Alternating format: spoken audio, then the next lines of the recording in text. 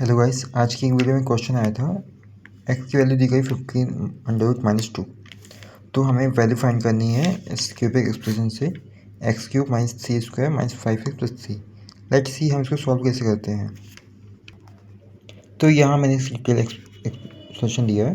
तो x की value 15-2 है और इसका एक्सप्रेशन है x³ - 3² - 5x + 3। ओके, सो चलिए इस पर्सपेक्टिव में हम सॉल्व करते हैं। तो यहाँ x³ लिखा है। अब इस c² को हम यहाँ लिखते हैं -9 हो गया -5 + 3। अब हम सर्कल को सिंप्लीफाई करते हैं। तो इस ये -9 और ये जो मैं +3 था इसको करेंगे सॉल्व। तो ये हो जाएगा x³ - 5x - 6। Okay, minus plus minus होता है और -9 + 3 -6 होगा। ठीक है, अब हम आगे बढ़ते हैं। तो इस x³ को हम x² × x लिख सकते हैं -5x - 6। अब हमारे पास जो x की वैल्यू दी गई ना 15 - √2, इसको अपन कोशिश करते हैं।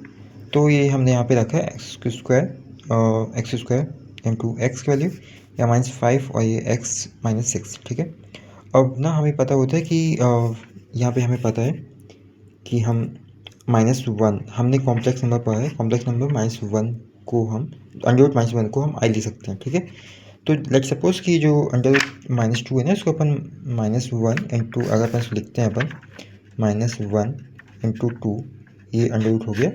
तो इस -1 की जगह पे हम i लिख सकते हैं और इसको √2 एज इट इज़। तो ये हमने यहाँ पे करने की कोशिश की है। ठीक है, तो 15i ² इंटू 15i √2 -5 15 × 6। ठीक है, सो वी नो कि i² की वैल्यू जो अगर अपन यहाँ पे स्क्वायर करते हैं ना, इसका स्क्वायर करते हैं 15 का स्क्वायर हो गया 15 स्क्वायर हो गया 225। ये i² की वैल्यू होती है -1, तो -1 - √2, ये 15i - 2 ये हो गया, ऐसे हो गया। सो अब इसको हम सॉल्व करते हैं। ठीक है, तो ये हो गया 225 × 2 और 450, ये -1 450 और यहाँ पे ये हो गया 50 का 15 × 2। इसको सॉल्व किया हमने, यहाँ तक आ गया हम।